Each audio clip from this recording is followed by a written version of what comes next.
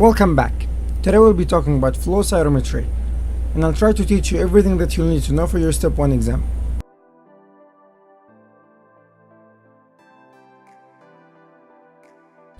We use flow cytometry to detect the presence and the amount of a specific protein.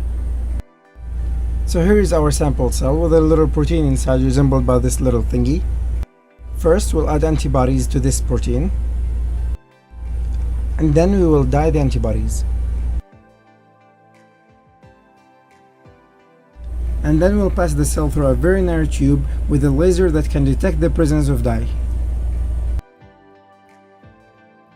And we'll have a computer that draws the results in a graph like this.